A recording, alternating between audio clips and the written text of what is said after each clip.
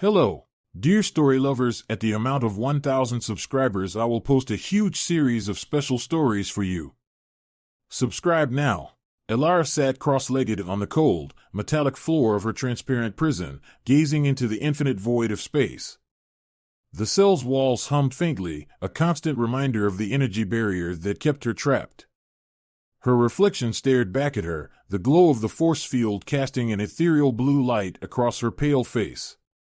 Though she had long since ceased counting the days, the ache of time passing unmeasured gnawed at her mind. The asteroid of K281 was little more than a bleak, metallic shell floating in the expanse of Sector V42. Once a hub of mining activity, it now served as a private gallery and stronghold for the Syndicate of Valor, a brutal network of intergalactic slavers and criminals. Elara was their prized Exhibit A, living relic of a near-extinct species, the last of the Empyreans. Her species had been hunted to the brink of extinction for their unique abilities. Empyreans were empathic beings, able to sense and manipulate emotions. They were sought after as healers, interrogators, or tools of war, depending on who wielded their power. Elara had been captured young, her abilities exploited by Syndicate lords until her usefulness waned.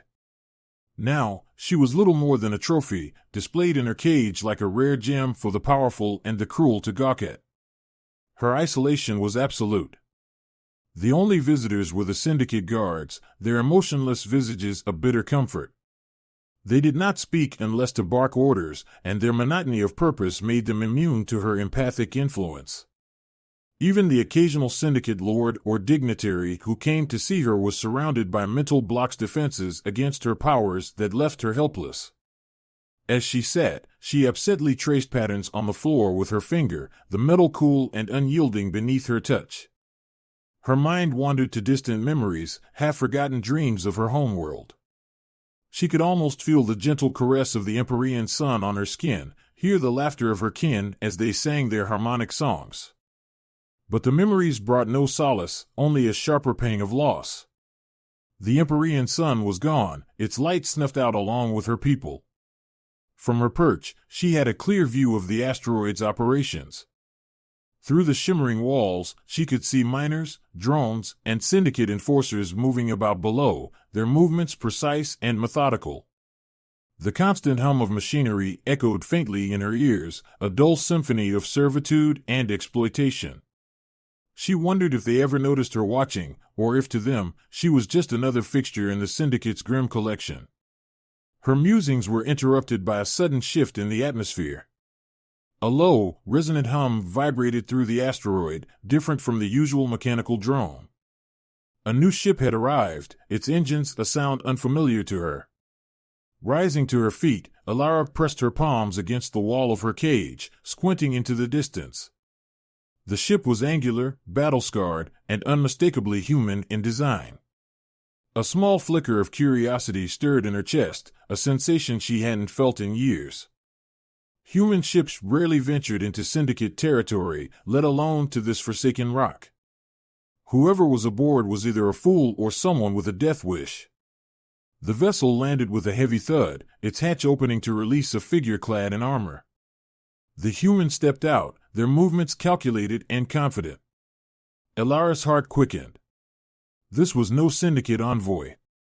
She didn't know who the newcomer was, but the way they carried themselves, the deliberate steps toward the command post, they were here with a purpose. A purpose that, for the first time in years, sparked a glimmer of hope in the hollow depths of her soul. She turned her gaze back to her cage, the blue glow now seeming more oppressive than ever. Could this be her chance? Could this stranger be the one to finally shatter her unbreakable prison? For the first time in a long time, Elara felt the stirrings of something unfamiliar yet unmistakable. A fraud. The landing bay of asteroid K281 was a cavernous chamber, lit by harsh, artificial lights that reflected off the metal walls. Syndicate enforcers and workers scurried like ants, their movements efficient, if indifferent. Amid the noise of machinery and shouted orders, the hiss of pressurized hydraulics signaled the opening of the unfamiliar ship's hatch. Kale stepped out into the oppressive atmosphere, his boots striking the grated floor with a resonant clang. His armor was a patchwork of mismatched plates, scarred by countless battles, and his weaponry looked as formidable as it was utilitarian. His face, partially obscured by a retractable visor, bore a determined scowl. Kale was no stranger to dangerous territory, and the Syndicate's stronghold was as perilous as it got. The workers barely spared him a glance. The Syndicate tolerated all sorts of visitors as long as they came with credits or contraband.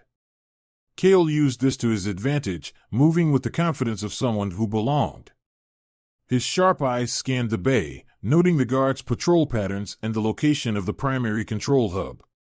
Hidden under his arm was a small device, a jammer designed to temporarily disrupt the Syndicate's surveillance systems. He knew he had a limited window to act once he deployed it, but planning had never been his style. Action was his strength, and improvisation, his lifeline. Kale's mind replayed the briefing he had pieced together from whispers and fragmented data. The last Empyrean was being held on this rock, a prisoner displayed like a trophy. He didn't fully understand the extent of her abilities, but he didn't need to. If she could help him locate his brother, that was enough. Navigating through the station, he avoided drawing unnecessary attention, his movements deliberate but not rushed. He reached a terminal near the bay's exit and activated his jammer. The faint hum of its operation sent a signal across the station, masking his presence from the internal monitoring systems for a short time. As the jammer worked, Kale accessed the station's schematics, searching for the location of the Empyrean's cage. The control console screen displayed a map, blinking red dots indicating security checkpoints. One location stood out, a high-security area marked as Exhibit A3. "That's gotta be it," he muttered, committing the route to memory. Meanwhile, Elara watched the newcomer from her cage high above the mining operations. She couldn't sense his emotions, his thoughts were shrouded, a stark contrast to the usual emotional noise she gleaned from the guards and workers. But there was something about his presence that held her attention. His deliberate movements, the way he avoided lingering in one place too long, suggested he wasn't here to do business with the Syndicate. Her curiosity turned to tentative anticipation. Could this human be here for her? The first sign of trouble erupted moments later. Alarms blared as the station's security systems detected the disruption from Kale's jammer. Syndicate guards mobilized, their heavy boots clanging on the metal floors as they converged on his last known location. Kale had anticipated the response. Moving swiftly, he ducked into a maintenance corridor, avoiding a patrol. His pulse quickened, but his mind remained sharp. He was closer than anyone had ever been to freeing the Syndicate's most valuable prisoner. Elara's heart pounded in her chest. Through the transparent walls of her cell, she could see the commotion below. The guards were moving toward the docking bay, their weapons drawn. Her gaze shifted to the human, who now sprinted toward the central lift, his path bringing him closer to her location. The lift doors opened with a mechanical hiss, and Kale stepped inside, slamming a fist onto the control panel. As the lift ascended, he double-checked his gear, a plasma pistol, a compact blade, and a small device he hoped would disable the energy field around the cage. Elara pressed her hands to the glass of her cell, her breath fogging the surface. For the first time in years, someone was coming for her, someone who might shatter the endless monotony of her existence. But she couldn't afford to let hope distract her. She closed her eyes, focusing her empathic abilities, probing for a way to help. The lift stopped, and Kale stepped into the high-security wing. The air was colder here, the lighting dimmer. At the end of the corridor, he saw her, a figure bathed in the eerie glow of the energy field. Her eyes met his, and in that moment, something unspoken passed between them. He raised his weapon, ready for the inevitable confrontation with the guards who had already begun to close in. Elara, sensing their intent, focused her energy, sending out a wave of confusion that stalled their approach. It wasn't much, but it bought Kale precious seconds. Kale smirked as he saw the guards falter.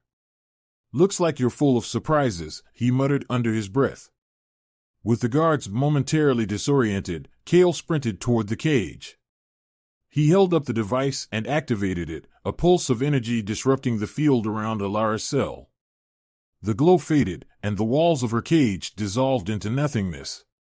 For the first time in years, Alara stepped forward, her bare feet touching the cold metal of the station's floor. Her heart raced as she met Kale's eyes. "Can you run?" he asked, his voice steady despite the chaos around them. Alara nodded. "Yes." "Good," he said, turning toward the corridor. "Let's get out of here." The alarms screamed louder, but Alara's heart swelled with something she had almost forgotten existed, the thrill of freedom. The moment Alara stepped out of her cage, she felt a rush of sensations she hadn't experienced in years. The cold of the floor, the weightlessness of freedom, and the overwhelming tide of emotions radiating from Kale and the guards closing in around them. For years, she had been shackled by walls she couldn't touch, but now she was free and freedom was chaos. Kale grabbed her wrist, pulling her into motion as blaster fire erupted behind them. "Stay close," he barked, his voice sharp but not unkind. Alara obeyed, her legs struggling to match his long, confident strides. The corridor ahead split in two. Kale instinctively turned left, firing his plasma pistol over his shoulder to keep the pursuing guards at bay. The searing heat of the shots lit up the dim passageway, and Alara felt the intensity of Kale's focus and unyielding determination that cut through the fear and confusion swirling around her. They burst into a maintenance shaft, where Kale quickly sealed the door behind them. "This will buy us a minute," he said, panting as he glanced around for their next move. The shaft was narrow and poorly lit, its walls lined with exposed pipes and conduits. "The docking bay is 2 levels down. We need to move." Alara hesitated, her breathing ragged. "I can slow them down," she said, her voice trembling but resolute. "If I focus, I can disorient them." Kale raised an eyebrow, impressed but wary. "You sure?" "That'll draw attention." "They already know I'm gone," she replied, her golden eyes glowing faintly as she concentrated. She reached out with her mind, her empathic abilities stretching through the station like invisible threads. The guards chasing them suddenly stopped, confusion and fear clouding their actions. "It's working," Kale muttered, watching the security feeds on a handheld device. He glanced at her with a faint smile. "Nice trick. Let's go." They climbed down a series of maintenance ladders, the clanging of their boots muffled by the labyrinth of pipes and cables. Alara felt her strength waning with every step. Using her empathic abilities in such a focused way was draining, and she hadn't used them on this scale in years. Kale noticed her slowing pace and offered his hand. "Don't stop now," he urged. "We're almost there." Alara grasped his hand, drawing strength from his resolve. Together, they descended into the lower levels of the asteroid, where the docking bay loomed like a beacon of hope. The docking bay was a flurry of activity as the syndicate scrambled to intercept the intruders. Kale's ship sat in the center, its engines humming and idle, ready for takeoff. Guards patrolled the area, their weapons drawn and eyes scanning for any sign of the fugitives. Kale peeked out from behind a stack of crates, assessing the situation. "This isn't going to be easy," he muttered. "Too many of them." Alara stepped forward, her gaze steady despite the pounding of her heart. "I can create a distraction," she said. "Give you a chance to get to the ship." Kale frowned. "You've already done enough. I'm not leaving you behind." "You won't be," Alara insisted. "I can't fight, but I can make them believe something's wrong. Confusion, fear they'll turn on each other." Kale studied her for a moment, then nodded. "Okay. But as soon as I give the signal, you run to the ship. No hesitation." Alara closed her eyes, her breathing slowing as she focused. She felt the emotions of the guards, a swirling maelstrom of discipline and fear. With a deep exhale, she pushed out a wave of uncertainty, planting seeds of mistrust and paranoia in their minds. The effect was immediate. The guards began shouting at one another, their formations breaking as confusion spread like wildfire. One guard raised his weapon at another, accusing him of sabotage, while others hesitated, unsure of their orders. "Now!" Kale shouted, sprinting toward the ship. Elara followed, her legs burning with effort as they weaved through the chaos. Blaster fire erupted again as some guards regained their focus, but Kale's quick reflexes kept them ahead of the danger. He reached the ship's ramp, firing back at their pursuers as Elara stumbled aboard. "Strap in!" Kale yelled, slamming the control panel to close the ramp. The ship's engines roared to life, the vibrations shaking the bay as it lifted off the ground. The Syndicate guards fired relentlessly, but the ship's shields held. Kale took the pilot's seat, his hands flying over the controls. The ship shot out of the docking bay, escaping into the void of space just as the asteroid's defenses came online. Inside the ship, Elara collapsed into a seat, her chest heaving. The adrenaline coursing through her veins was slowly giving way to exhaustion. Kale turned to her, his expression softening. "You did good," he said, his voice carrying a rare gentleness. "We're not safe yet, but that was one hell of an escape." Elara managed a weak smile. "I never thought I'd see the stars again." Kale chuckled. "Well, get used to it. You're free now. Let's make sure it stays that way." As the stars stretched out before them, Elara felt a sense of relief mingled with uncertainty. She was free, but the journey ahead was far from over. For the first time in years, though, she wasn't facing it alone. The stars outside the ship's viewport blurred into long streaks of light as they entered hyperspace. The hum of the ship's engines filled the cabin, a soothing sound compared to the chaos they had just left behind. Kale set the controls to autopilot and swiveled his chair to face Elara, who sat slumped in a seat, her body visibly drained but her golden eyes wide with the awe of freedom. For a moment, neither of them spoke. The weight of what they had just accomplished and what it meant hung heavy in the air. "You've got some serious nerve, you know that?" Kale said, breaking the silence with a smirk. "Messing with their minds like that? I've seen soldiers crack under less pressure." Elara smiled faintly, though her exhaustion was evident.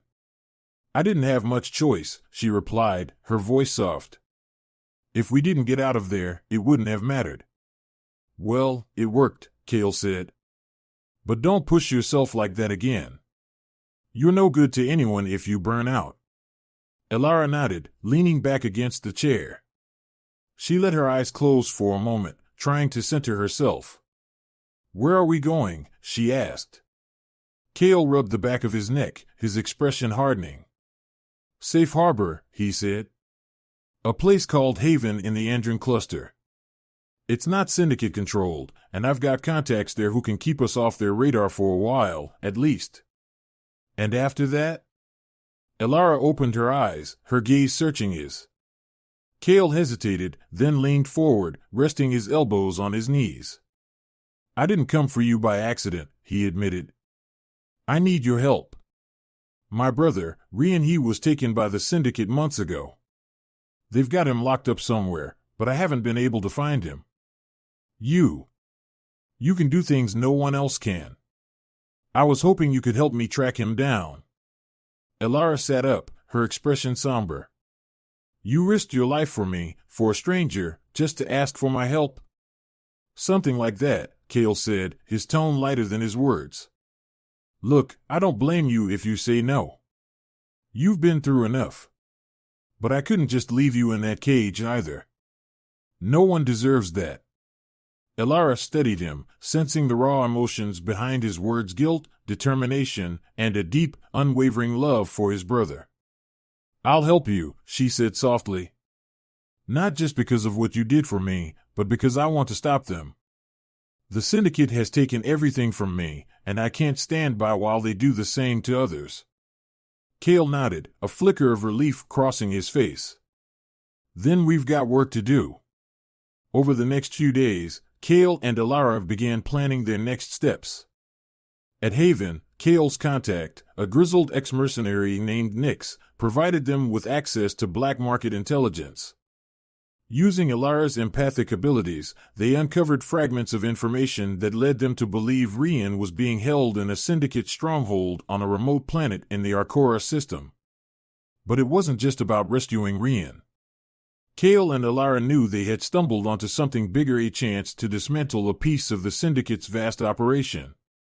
Elara's powers, combined with Kale's tactical skills and Nyx's resources, made them a formidable team. During the long hours of preparation, Kale and Elara grew closer. He shared stories of his life before the syndicate's reach darkened everything, and she told him of her homeworld, the Empyrean forests, and the harmony her people once knew. For Elara, the connection was unfamiliar but welcome, a reminder of what she had thought was lost forever. For Kale, her presence reignited a hope he hadn't felt in years. One evening, as they stood on the ship's observation deck, Kale looked out at the stars and said, "You know, when I was a kid, I thought space was endless. Like, no matter where you went, there'd always be something new to discover. Now it feels smaller." Elara tilted her head, sensing the weight of his words.